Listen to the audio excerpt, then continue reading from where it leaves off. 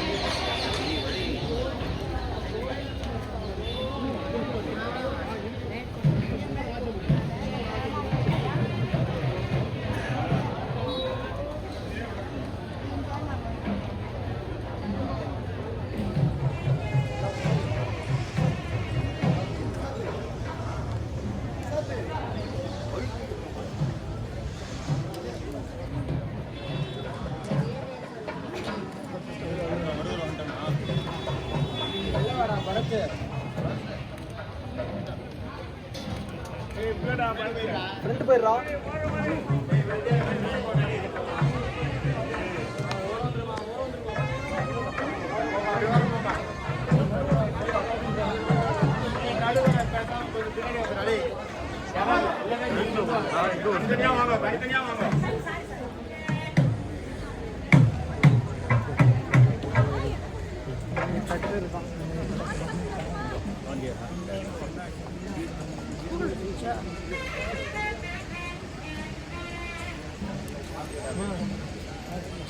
பார்த்து வாடே. ஏய் ஏய் காலா மாட்டீங்க. வா வா வா.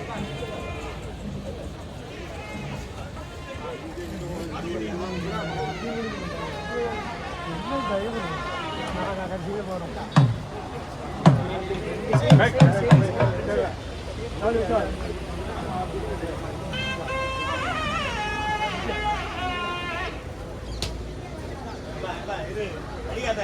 நாங்கள் போயிடுறோம். அப்புறம் அடிச்சியோ அப்புறம் நீ கட்டி போட்டு தான்.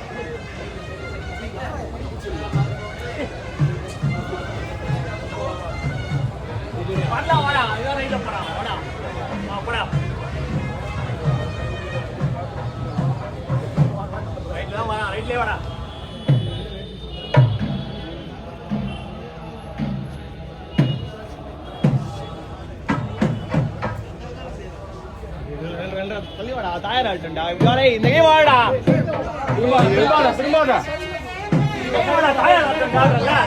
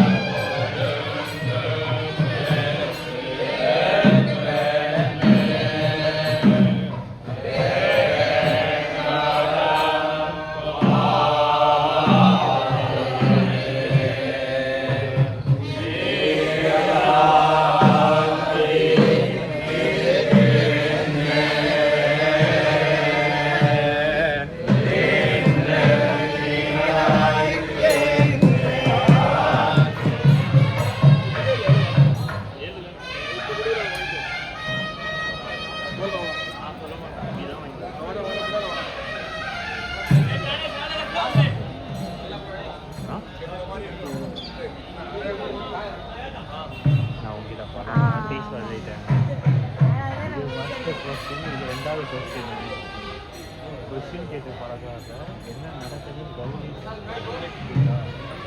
ஏன் படிக்கிறது என்ன நடக்குது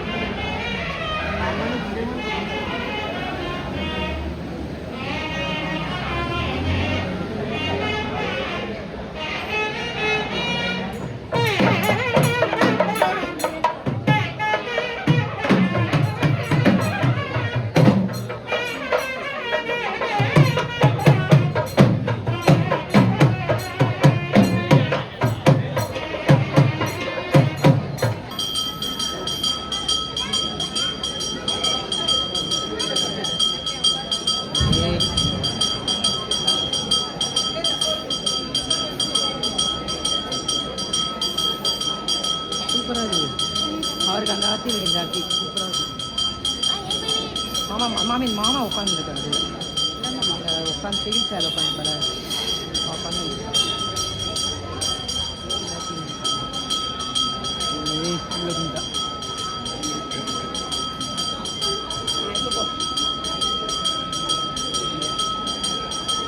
அதுதான் நினைப்போம்